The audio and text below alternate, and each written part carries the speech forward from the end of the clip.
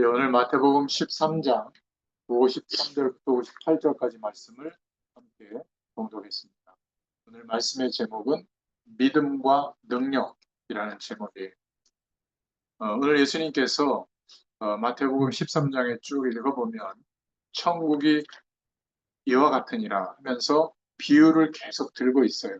왜냐하면 바리새인들과 유대인들이 천국에 대해서 못 알아들으니까 주로 우리도 마찬가지죠.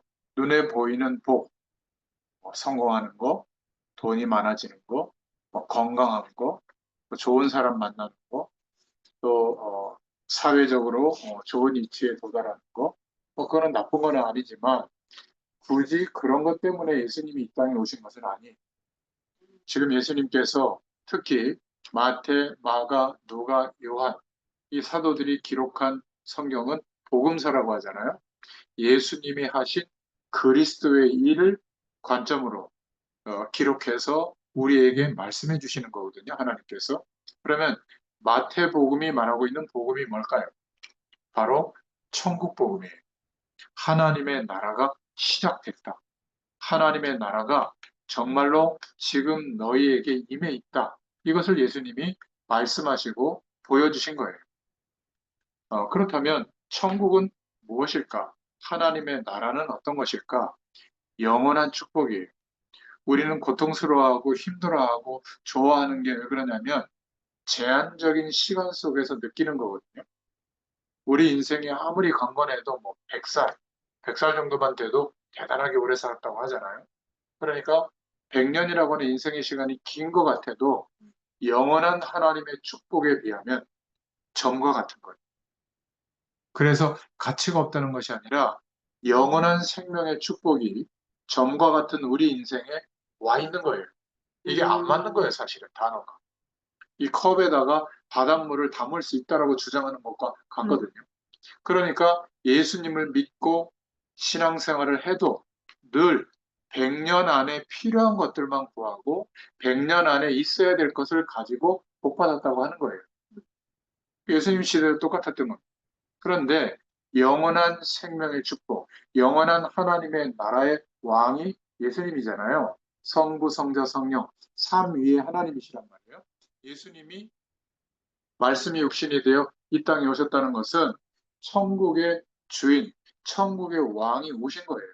아멘. 그러면 동시에 천국 배경도 임해 있는 거거든요. 그러니까 이것을 계속 말하고 있는데 대다수의 예수님의 말씀을 듣고 있는 사람들은 언제 병났죠? 언제 우리나라가 저 식민이 로마에서 지배받는 거에서 해방되죠? 언제 우리 민족이 아브라함에게 약속한 그 복을 받아가지고 모든 민족을 막 주문할 수 있을 만큼 강해지죠? 그러니까 이런 거를 늘 기대하는 거예요. 또 대부분 노예 살해하거나 또 자기의 어떤 재산을 다 빼앗긴 채로 어렵게 살고 있기 때문에 언제 먹고 살만해지나요? 주로 이런 거를 기대하면서 말씀을 듣고 있는데 그냥 얼핏 들으면 이렇게 하면 복이 온다. 이렇게 하면 그런 응답이 온다라는 것처럼 들려요. 왜냐하면 특별한 메시지가 아니에요. 예수님이 전하는 말씀은 누구나 다 알고 있는 얘기를 가지고 천국은 이와 같다 얘기하고 있는 겁니다.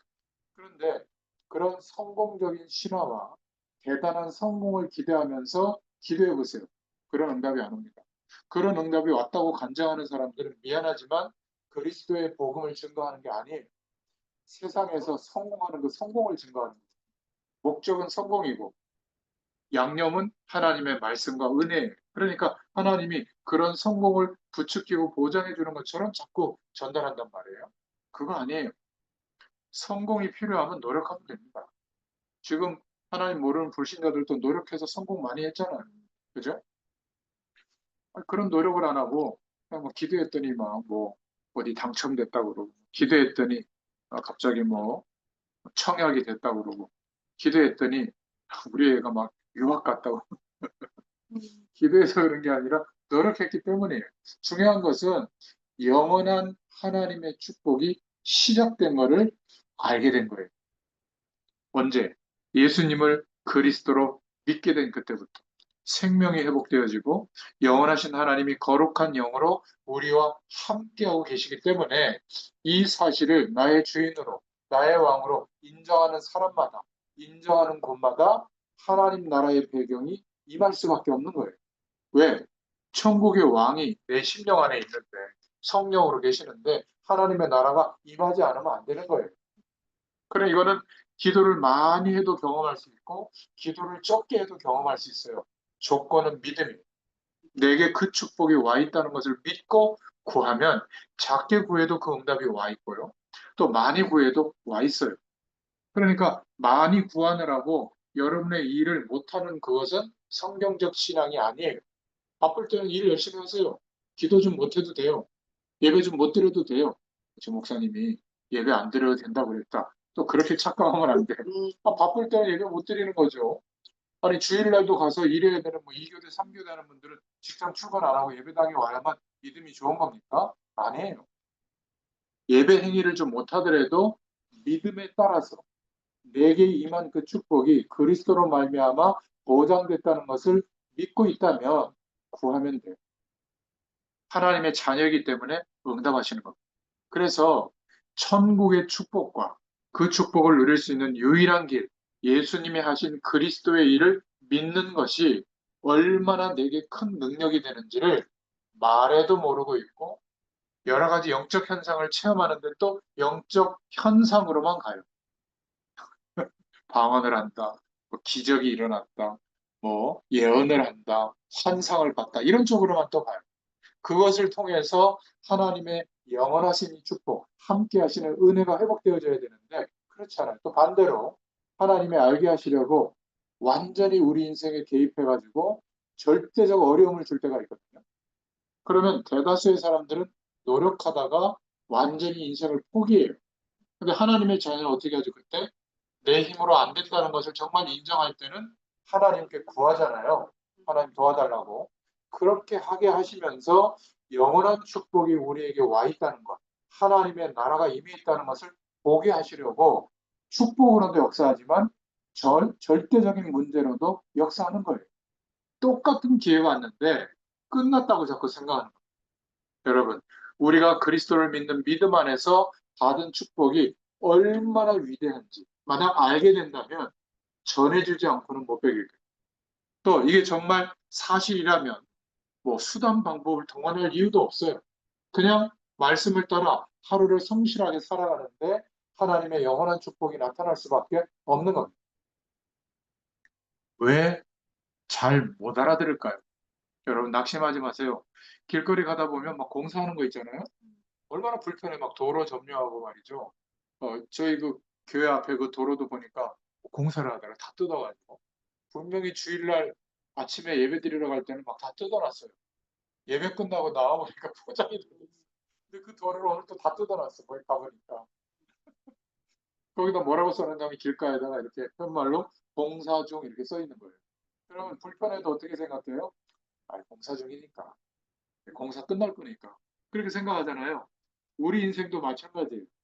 하나님이 영원한 축복을 주셨는데 워낙 하나님을 모르고 영원한 생명이 없이 출생해서 살아오다 보니까 여러분 생각하는 대로 하나님 몰라도 되는 인생관 있잖아요. 돈, 성공, 명예, 잘 되는 거, 편안한 거, 출세하는 거. 이제 그런 기준으로 살다 보니까 구원받았지만 옛 사람의 가치관, 인생관, 세계관이 아직 안 바뀐 거예요. 공사가 되고 있는 거예요. 하나님이 개입하면서. 또 우리도 적극적으로 구하면서 바뀌어지고 있을 뿐이에요. 완료되는데 시간이 걸릴 뿐입니다.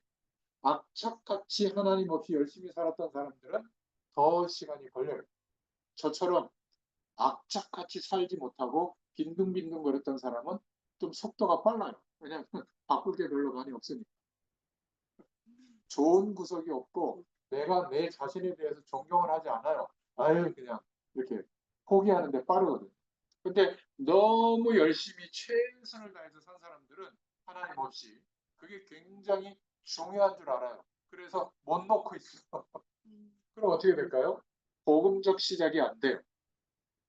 복음적 시작이라고 하는 것은 어떤 노력과 성실함으로도 안 되는구나. 이런 자각이 와야 예수 그리스도를 붙잡거든요. 정말로. 그러면 거짓말처럼 하나님의 나라가 시작이 돼요. 여러분, 그래서 이래도 은혜고 저래도 은혜예요. 모범생들은 모범생이 겪는 어려움이 있어요. 제가 알려드릴까요? 내가 이렇게 죽도록 공부하고 노력하는데 왜 안 되지? 그래요. 본인들은 만족을 할 것 같잖아요. 더 만족이 안 돼요. 왜냐하면 더 뛰어난 사람들이 저 미국에 가면 쫙 있거든요. 차라리 한국에 있을 때는 그래도 도치에서 나는 괜찮은 사람이 하는데 미국 가보세요. 전 세계 인재들이 다 모여 있는데 나는 또 거기서 스트레스 받습니다. 그런데 하나님이 함께하는 축복을 알게 되잖아요. 스트레스 없어요. 교만할 것만 조심하면 돼요. 하나님이 함께하는 인생으로 바뀌었기 때문에 아직 공사 중일 뿐이에요. 완성된 축복이 믿음 안에서 누려지는 데는 시간이 걸리고 있을 뿐이에요. 그리고 예전에 지금 천국에 계신 유장로님이 안 믿어진다는 게 맞는 거예요. 다 믿는 것처럼 얘기하잖아요. 평소에도 믿는 것처럼 얘기하잖아요. 안 믿고 있어요. 돈 걱정, 사람 걱정 다 똑같이 하잖아요. 근데 유장로님은 강직한 분이라 본인이 100%안 믿어지면 안 믿는다고 얘기하는 거예요. 그게 차이예요. 저는 한 20% 믿어도 믿는다고 막 설교하잖아요. 지금도 한 100%라고 말하기는 조금 하나님께 죄송해요. 어떨 때는 100%가 되는데 어떨 때는 굉장히 미달될 때도 있고.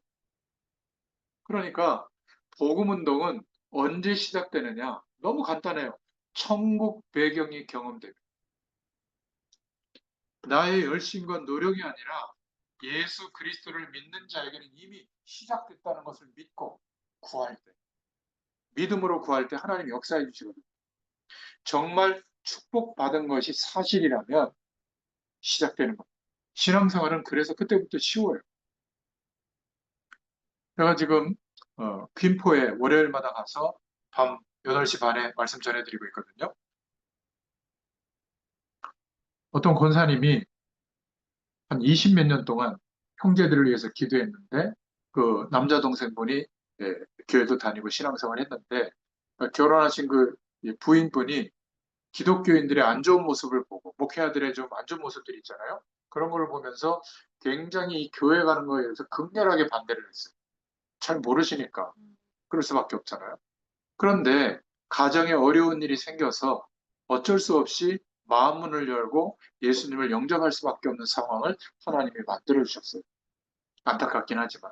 그런데 얼마나 말씀을 궁금해하고 하나님에 대해서 궁금해하는지 몰라요. 얼마나 감사합니까? 그 김포에서 저희 과천까지 주일날 세 분이 오세요. 딸까지. 그 딸도 예수님 영접해. 제가 거기로 월요일마다 가는데 기쁘겠어요, 안 기쁘겠어요? 그렇죠. 이 눈빛이에요. 말씀을 궁금해하고 알고 싶어하고. 그런데 예수님을 좀 오래 믿다 보면 제가 말씀을 잘해보잖아요. 아멘이죠. 그거 알고 있는 거예요. 좀 특별한 말씀 없어요? 좀 색다른 말씀 없어요? 저 이런 이제 눈빛이거든요. 이분들은 너무 갈급하게 말씀을 기다려요. 그러니까 저도 막 기도를 많이 준비하고 가거든요. 갔다가 오는데 얼마나 기쁜지 몰라요. 여러분, 다른 데 관심이 있기 때문에 이 천국의 축복이 임해 있는데도 모르는 거예요.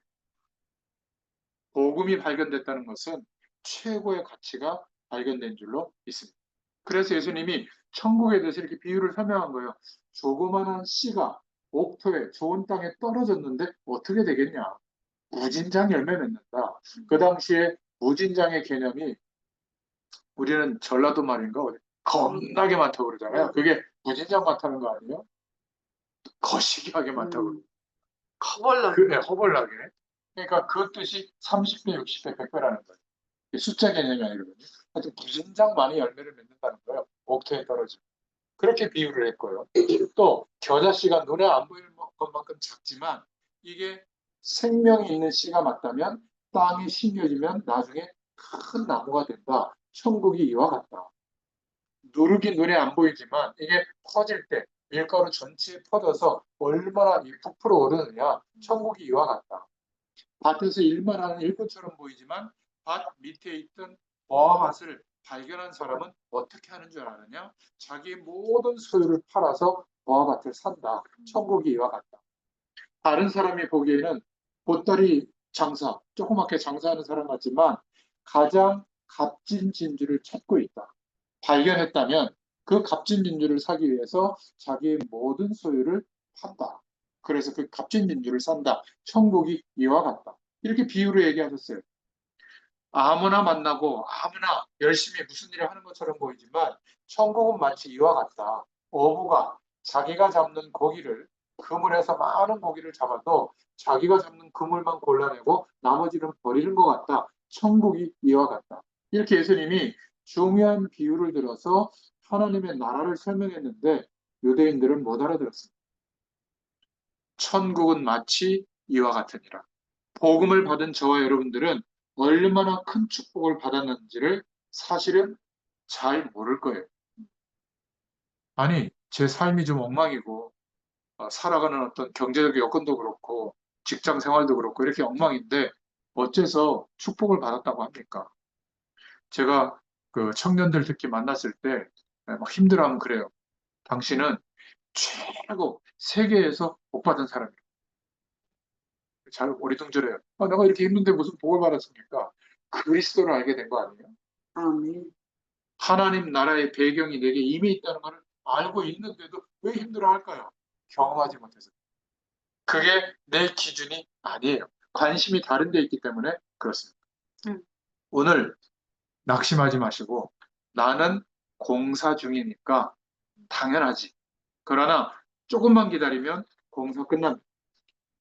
하나님께서 우리들을 그렇게 인도해 주실 줄로 믿습니다. 워낙 부족한 우리들이 하나님을 만났고 구원받았기 때문에 이 영원한 축복이 임했는데 어리둥절하고 있는 거예요. 그래가지고 이게 복인지를 몰라. 왜 어릴 때 그러잖아요.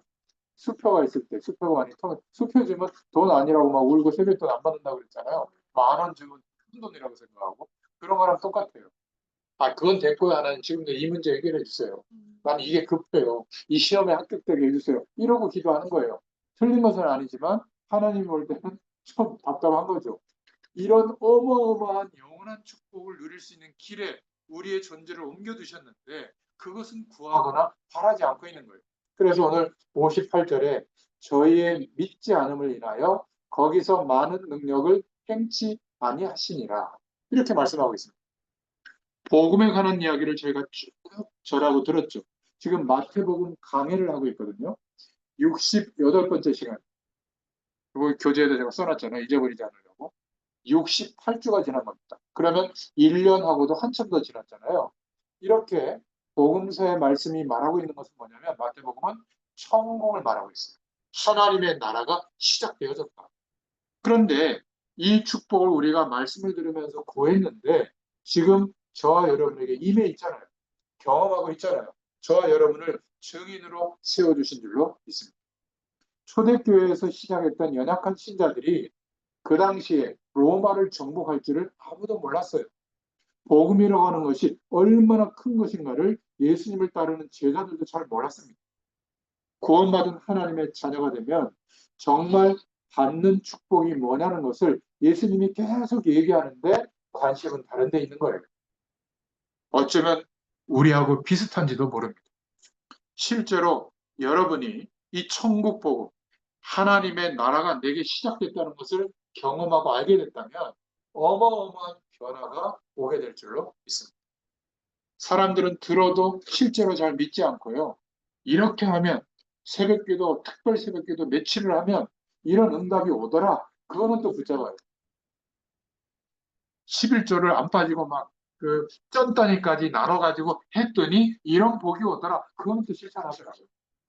성경을 썼더니 몇 번 썼더니 이런 기적 같은 일 또 그거나 하더라고요. 그런데 신기한 것은 압니다. 천국이 내게 임했다는 건 압니다.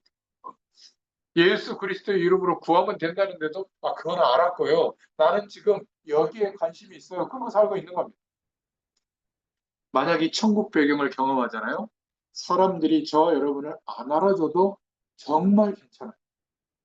혹시 알을까봐 걱정이에요. 와서 말해달라고 할까봐. 내 할 일도 많은데. 여러분, 저기 1시간 반 걸리는 데서 와서 말씀 전해달라고 그러면 갈 거예요? 매주? 1년이고, 5년이고? 근데 이 축복을 경험하면 가요. 왜? 이 놀라운 축복을 알려줄 기회가 온 거예요. 그것도 자발적으로 와달라는데 어떻게 안 갑니까? 여러분, 목회자라서 가는 게 아니에요. 귀찮아서 못 갑니다. 그냥 세상 말로 이익이 안 돼서 안 가요. 기업체 사장이 오라 그러면 가요. 3시간 걸려도 갑니다. 그런데 아무 도움이 안 되는 사람이 말씀을 사모한다? 안 간다니까. 이 시대의 문제가 그거예요. 이 축복을 깨닫고 경험한 사람이 누군가에게 원할 때 가서 말씀을 전달해 줘야 되는 거예요. 그런 마음을 여러분들이 갖고 있다면 제가 설명하는 내용을 깨알같이 적어 놓을 거예요. 왜냐면 설명해 줘야 되니까. 근데 전달할 마음이 없는 사람은 그냥 아유, 은혜 되네. 아멘입니다. 이러고 대부분 끝날 거예요. 교재도 안 모아놓을 겁니다. 어떤 분은 꼭 하나를 더 달라고 그래요. 왜? 이번 주에 전달해야 되니까. 그 하나에다가는 깨알같이 쓰고 하나는 새 거를 가지려고. 저한테 그거 좀 달라고 하는 사람이 없어요. 그 말은 전할 마음으로 말씀을 듣는 게 아니죠. 여전히 말씀을 나 중심으로 들어요. 내가 은혜 받고, 내가 편안하고, 내가 능력 받고, 뭐 그것도 괜찮습니다. 이 아구까지 쳐서 넘치면 그때는 전하겠죠. 제 목표예요. 거의 찼을걸요.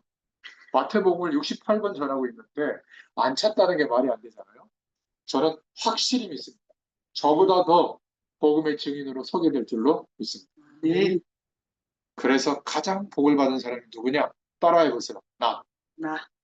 그리스도 안에 있는 나. 나. 네, 우리입니다. 유대인들은 이 말씀을 듣지 못하고 실패한 거예요. 자, 그래서 오늘 첫 번째 본론으로 신앙생활에 실패하는 이유가 뭘까? 한마디로 말하면 예수 그리스도를 믿는 믿음의 기준으로 신앙을 한 게 아니라 종교 생활을 했기 때문에 실패한 거예요. 종교 생활이 뭐냐면 쉽게 설명하자면 복음이 뭔지 제대로 모르는데 뭘 자꾸 믿고 있는 거예요. 뭘 믿고 있을까요?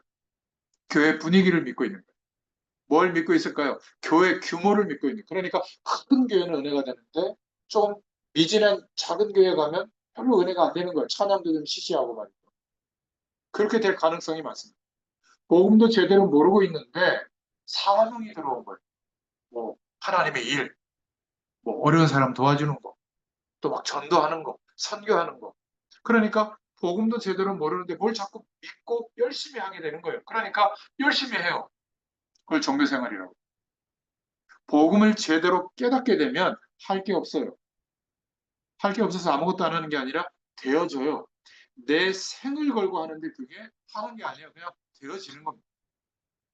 또 하나님의 자녀이기 때문에 복을 받는 거거든요. 하나님의 자녀된 축복은 모르고 예배당만 열심히 왔다 갔다 하는 거예요. 그걸 보고 종교생활이라고. 한 번도 안 빠지고. 그렇게 열심히 하는데 30년, 40년 동안 가족 구원이 안 된다. 그거는 정말 기적 중의 기적이에요. 왜 그렇죠? 종교생활하기 때문에 가족들이 볼 때 생명의 축복이 안 나타나는 거예요. 굳이 예수 믿을 이유가 없는 거죠. 말을 하지 않아도 영원한 생명의 축복, 하나님의 나라의 배경이 내게 임해 있다는 것을 하나님을 모르는 불신자들이 제일 먼저 알아요. 그것을 누리는 사람을 만나고 싶은 게 불신자들이에요. 말하는 사람 말고. 그런 사람을 찾고 있다니까요.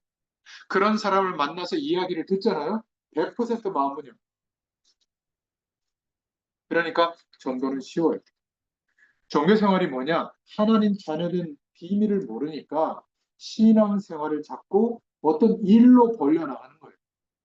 기도를 많이 한다거나, 예배를 많이 드린다거나, 아니면 뭐 헌금을 많이 한다거나, 아니면 뭔가 교회에서 일을 많이 맡아서 한다거나, 그거 안 하면 안 되는 것처럼 생각하는 거예요. 그래서 선교지나 또 교회에서 보면 학교를 짓거나 예배당을 크게 짓거나 그러느라고 모든 관심을 거기에다 총력을 기울이거든요. 만약에 복음을 모르고 그렇게 하면 종교 활동이 되는 겁니다. 그래서 거기에 하나님의 영광이 나타나지 않고 개인의 문제와 비리가 나타나잖아요. 이게 너무 안타까운 거예요. 결국 종교 생활은 뭐냐? 귀신을 섬기는 겁니다.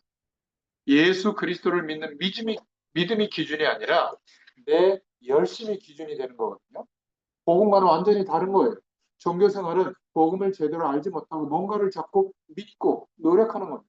그 노력이 아무리 열심히 기울여도 한계가 오고 문제가 오는 거예요. 그러니까 종교생활은 고달픈 겁니다. 어렵고 힘든 거예요. 복음은 쉽고 감사하고 감격스러운 거예요. 복음을 빼놓고 뭔가에 자꾸 몰두하면 결국 삶이 제대로 되지 않아요. 왜냐하면 삶의 24시간은 정해져 있는데 교회 가서 기도를 7시간 하고 또 나머지 한 4시간은 또 봉사하고 또 몇 시간은 또 뭐 어린이 돕는다고 또 돕고 어려운 사람 돕는다고 돕고 또 선교 나가고 이러면 개인의 삶은 성공될까요? 완전히 무너집니다. 아니에요. 학생은 공부하고 직장 생활하는 사람 직장 열심히 다니고 산업하는 사람은 산업 열심히 일하고 나머지 시간에 틈틈이 하나님 바라보는데 열심히 하는 사람 이상으로 하나님이 함께하는 하나님의 나라의 배경이 누려져야 정상이에요. 그러니까 하나님의 축복을 누리면서 일을 열심히 하는데 그것은 먹고 사는 일이 되는 게 아니에요. 하나님의 일이 되는 거예요. 이게 기독교인의 삶이에요. 거꾸로 알고 있어요. 세상 일은 중단하고 예배당에 와서 목사님 시키는 일 열심히 도우면 그게 하나님의 일이다. 뭐 나쁜 생각은 아니지만 아무리 해보세요. 평안이 오는 게 아니라 목사님의 비리, 목사님의 욕심, 목사님의 다른 동기만 보여가지고 시험 100%들 겁니다.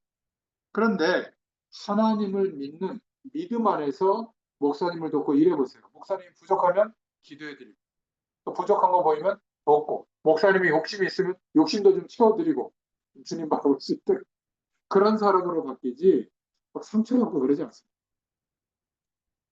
하나님이 하시는 주의 음성을 들을 수 있기를 축원합니다. 종교 생활의 가장 확실한 정의는 사단을 섬기는 거예요. 하나님을 섬기는 것 같지만 그렇지 않습니다. 하나님을 섬기는 유일한 길은 하나님의 비밀, 예수 그리스도를 의지하는 거예요. 귀신 섬기는 것이 종교 생활입니다. 형상 우상을 만들지 마라. 그렇게 하는 이유는 형상 우상 때문이 아니라 그것을 많이 만들어 놓고 버리려고 하는 배경이 있잖아요.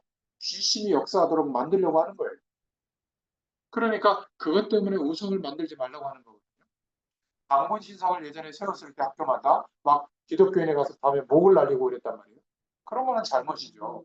그럴 필요도 없지만 우리는 그렇게 역할을 해서 신상들을 곳곳에 세워서 사람들로 하여금 귀신 충만한 문화가 되도록 속이려고 하는 배후를 만드는 그 세력에 대해서 반대하는 거예요. 일제시대 때 신사를 곳곳에 만들어 놓고 참배하는 게 국가 행정력에 순종하는 거다. 그게 아니에요. 일본이 믿고 있는 신을 갖다 집어넣는 거거든요. 그래서 한국의 정신을 말살시키려고 하는 그런 영적 배경을 그거를 반대하는 거잖아요. 그렇지 않습니까? 국가에서 하는 행정적인 일이다. 이거는 다 해야 된다. 틀린 말이에요. 기억하시길 바랍니다. 분명히 배후에 다른 일들이 벌어지고 있는 거예요. 지금 몇 년 사이에 대한민국에 무슨 법사니 영매 역할하는 사람들이 부지기수로 일어나고 있거든요. 정치인들, 기업인들이 거기에 붙어가지고 하는 일들이 공개적으로 지금 미디어에 지금 드러나고 있잖아요. 그 사람들이 안 되는 게 아니라 잘 되는 것처럼 보였잖아요. 근데 어떻게 됐어요? 완전히 바닥으로 추락하잖아요.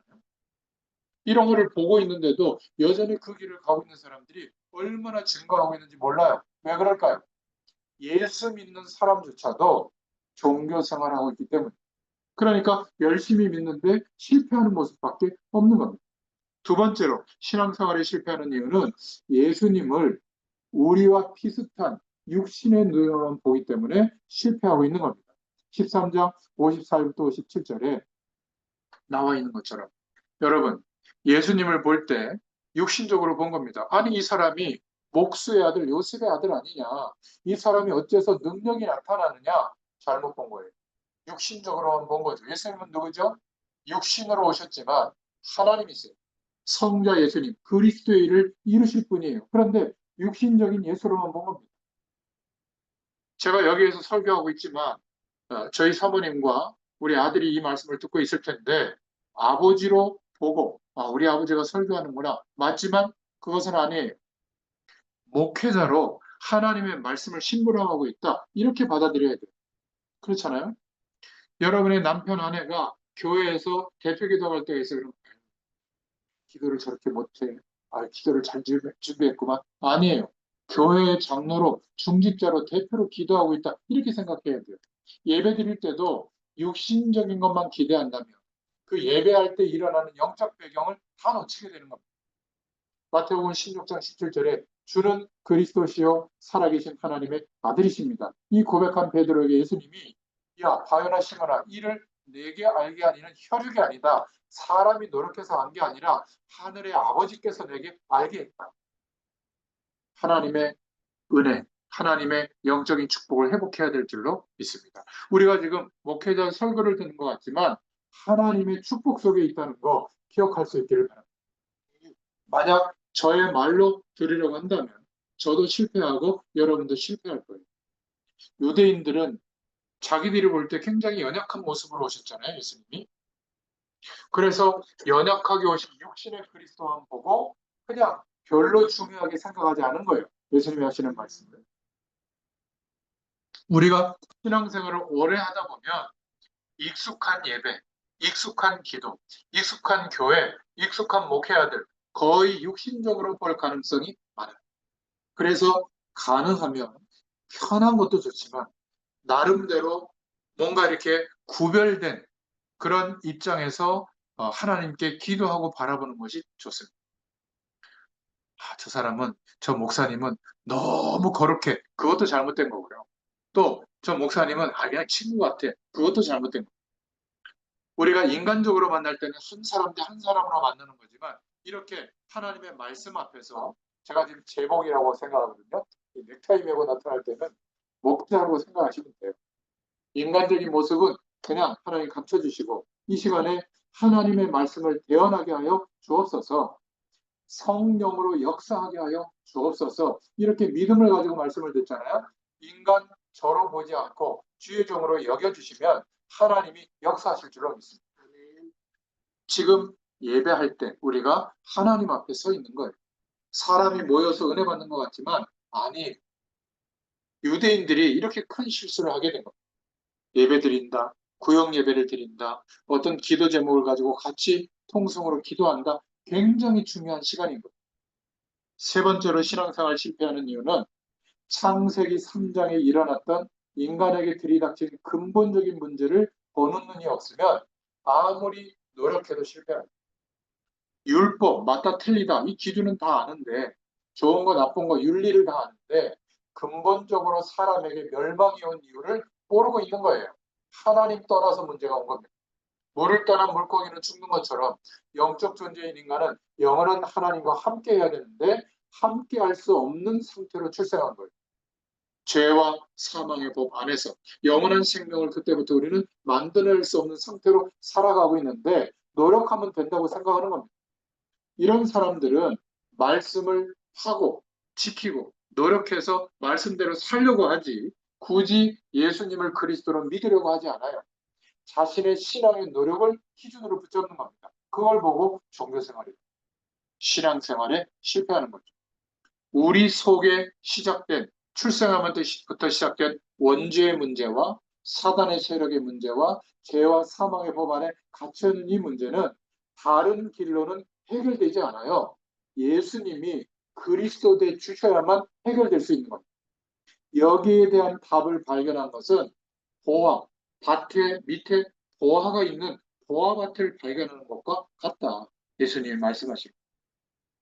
이 사실을 믿을 때에만 하나님의 능력을 체험할 수 있는 줄로 믿습니다. 그러니까 저는 분명히 말씀드릴 수가 있어요. 여러분의 미래 걱정할 필요가 없습니다. 하나님의 자녀가 맞다면 하나님의 전능자의 손에 우리가 붙들린 바 되어져 있는 거예요. 그래서 고민이 오거나 문제가 오거나 어려움이 와도 하나님이 함께 하시는 것을 믿고 견디세요. 하나님이 함께 하시는 것을 믿고 대책도 세우고 하나님이 함께 하시는 것을 믿고 또 극복하려고 노력도 하고 그러면 힘들지 않아요. 정 내 힘이 딸릴 때는 하나님이 능력으로 역사해 주실 줄로 믿습니다. 대책을 세우지 말라는 게 아니라 기도하면 하나님이 함께 하시는 그 주님께서 내게 대책도 주실 줄로 믿습니다. 자, 그렇다면 두 번째로 우리는 세 가지 믿음을 회복할 수 있기를 바랍니다. 어떤 믿음이냐? 구원을 얻는 믿음. 어떤 믿음이냐? 하나님의 능력을 믿는 믿음. 어떤 믿음이냐? 영적인 사실과 축복을 바로 믿는 믿음을 회복하자. 구원을 얻는 믿음은요, 우리가 사물에 대해서, 물건에 대해서, 사람에 대해서도 신뢰하죠. 그것도 믿음입니다. 그러나 우리에게 하나님이 원하시는 것은 구원을 얻는 믿음이에요. 어떻게 구원을 얻죠? 하나님의 유일한 구원의 길, 그 약속을 믿는 겁니다. 예수님이 바로 그 약속의 주인공 되신다. 그래서 성경을 관통하는, 복음을 관통하는 핵심 성경 구절들이 있는데 그 중에 몇 개를 소개하자면 창세기 3장 15절에 하나님을 떠난 아담과 하와에게 여자의 후손이 오면 뱀의 머리를 상하게 할 것이다. 남자의 씨를 받고 태어나는 원죄 아래 출생하는 사람은 구세주가 될 수가 없잖아요. 그래서 동정녀 마리아에게 나시고 여자의 후손으로 원죄에 속하지 않은 생물학적 방법으로 이 땅에 오시는 그분만이 그리스도다. 그를 말하고 있는 복음의 핵심 구절이죠. 포로로 끌려갔을 때 처녀가 잉태 아들을 낳을 것인데 그 이름을 임마누엘이라 하라. 하나님이 우리와 함께 하시는 길이 열리는 이름.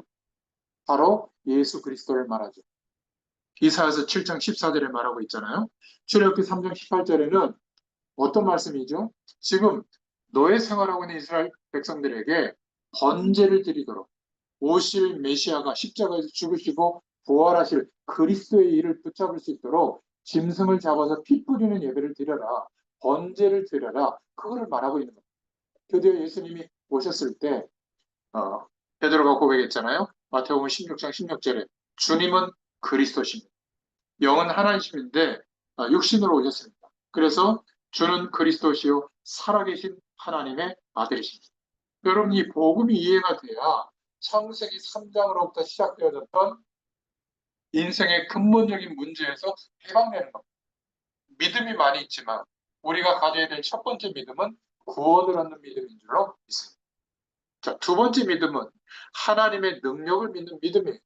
하나님은 우리보다 힘이 3배쯤 센 분이 아니라 무에서도 유를 만들어내시는 창조의 능력을 가지신 하나님인 줄로 믿습니다. 그래서 우리가 문제와 어려움이 왔을 때 하나님께 기도하는 거예요. 먼저. 그리고 계책을 세우는 겁니다. 창세기 1장에 하나님은 말씀으로 천지를 창조하신 거예요. 에스겔서 37장에 보면 말씀으로 마른 뼈다귀 같은 그 이스라엘 백성들에게 말씀을 전하니까 군대가 되어졌다고 말씀하고 있잖아요. 우리도 하나님의 능력을 믿고 하나님의 말씀을 붙잡고 있으면 하나님의 군대로 일어나게 될 줄로 믿습니다. 아무도 막을 수가 없는 거예요. 이사야서 43장에 말씀이 나와 있는 것처럼 사막에도 강이 흐르고 또 물속에도 길을 내시는 능력을 하나님이 나타내신다. 결국 그 바벨론이라고 하는 나라가 무너지는데 댐을 막아가지고 물을 가득 차게 했다가 댐을 흘려보내가지고 물길을 바꾸죠. 그래서 물속에 있는 길을 따라 진군해 와가지고 바벨론을 멸망시키는 역사적 내용이 있어요. 말 그대로 된 겁니다. 참 놀랍지 않습니까? 그래서 우리는 신앙을 지켜주는 10가지 발판을 있습니다. 구체적으로 말씀드리자면 우리는 하나님의 절대적인 주권을 믿죠. 그리고 역사의 모든 주인공이 기준이 예수 그리스도인 것을 믿습니다. 세 번째로는 예수 그리스도를 믿는 우리에게 거룩한 하나님의 영, 성령으로 내주하시고 인도하시고 역사하시는 것을 믿습니다. 네 번째로 그래서 우리의 기준은 세상의 지식이 기준이 아니라 그거는 참고하지만 성경 말씀이 하나님의 말씀으로 믿습니다. 그 약속을 믿는 것이죠. 그래서 이 사실을 믿는 성도된 우리에게 하나님께서 성령으로 거하시는 성전, 교회가 된 줄로 믿습니다. 예배당 건물도 교회지만 우리가 하나님의 성전이 된 거예요. 자, 이 사람이 움직이는 곳마다 내가 있는 곳이 선교지의 응답을 누리는 현장으로 바뀌게 되는 줄로 믿습니다. 내가 있는 곳이 선교지다. 그리고 우리는 알고 있어요. 생, 사, 화, 복의 주관자가 누구시냐? 하나님이에요. 그렇다면 걱정할 필요가 없습니다. 우리는 천년만년 이 땅에 사는 게 아니라 점점점 우리가 약속된 하나님의 정해진 시간을 향해서 가고 있는 거예요. 시한부 인생을 살고 있다. 욕심낼 것도 없죠. 우리의 소망은 남는 게 천국의 소망입니다. 그렇죠? 영원한 천국이 보장되어 있기 때문에 이 땅에서도 천국 배경을 누리면서 살도록 기도하는 거예요. 그러면 남는 게 뭐죠? 이 천국 복음을 증거하는 전도자에게 냉수 한 그릇도 상급이 있다.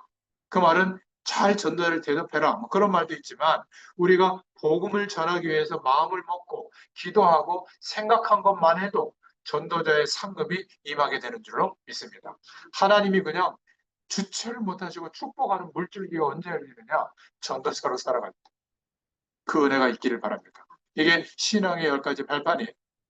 이런 은혜가 있기를 축원합니다. 하나님의 능력을 믿는 믿음을 회복하자. 세 번째는 영적인 사실과 그 축복을 바로 믿는 믿음을 회복하자. 13장 54절 오늘 본문에 보면 고향으로 돌아가서 저희 회당에서 가르치시니 저희가 놀라 가로되 이 사람의 지혜와 이런 능력이 어디서 났느냐 이렇게 말하고 있죠.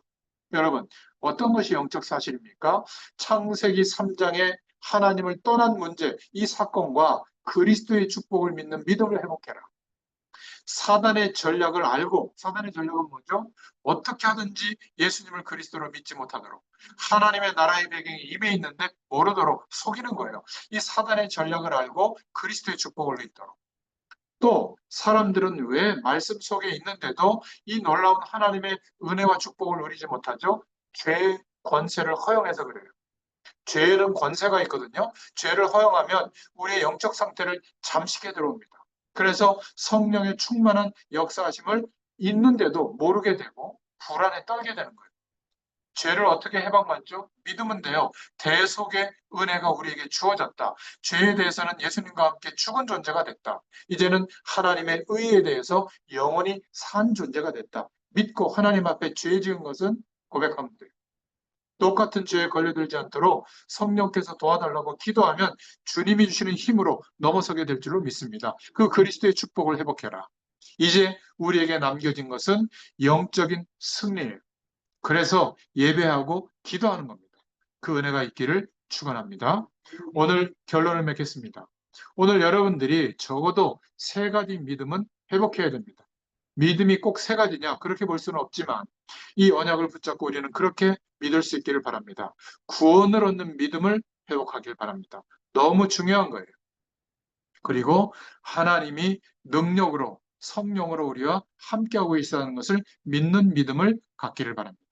더 중요한 것은 영적인 사실과 축복을 바로 믿는 믿음이에요. 그 은혜가 여러분에게 임해 있고 이것을 믿는 것이 믿음인 줄로 믿습니다. 그래서 이 약속을 믿고 기도하면 승리하게 되어 있습니다. 가장 먼저 응답받아야 될 사람이 누구죠? 따라해 보세요. 나, 우리 자신이에요. 그것을 이해시키는 것이 바로 이런 시간입니다. 말씀 운동을 하는 이유예요. 그리고 저와 여러분과의 만남 속에 하나님의 좋은 계획이 있잖아요. 우리가 앞으로 사람들을 만날 때는 그런 만남의 축복을 염두에 두고 만남을 누리는 겁니다. 또 우리의 집, 우리의 삶은 그냥 행복한 집이 아니라 하나님의 미션을 전달하고 하나님의 일꾼들이 세워지는 집, 미션홈의 응답이 되도록 하나님께서 역사하실 줄로 믿습니다. 우리의 일과 기능은 먹고 사는 일과 기능으로 끝나는 게 아니라 하나님의 축복을 드러내는 전문 사역이 될 줄로 믿습니다.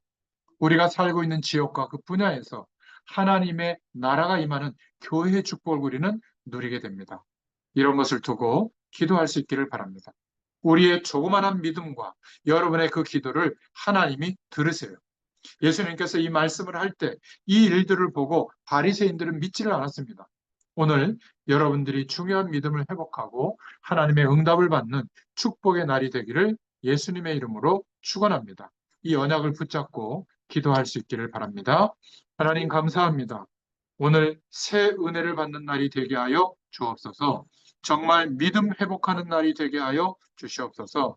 사람 때문에 육신적인 것 때문에 영적인 축복들을 놓치지 않게 도와주시옵소서. 바리새인들처럼 눈에 보이는 것 때문에 중요한 눈에 보이지 않는 영적인 축복을 보지 못하는 어리석음을 범치 않도록 도와주시옵소서. 오늘 구원의 믿음이 회복되기를 기도합니다. 하나님의 능력이 회복되게 하여 주시옵소서. 영적인 축복이 임하기를 기도합니다. 감사드리며 예수 그리스도의 이름으로 간절히 축복하고 기도하옵나이다. 아멘.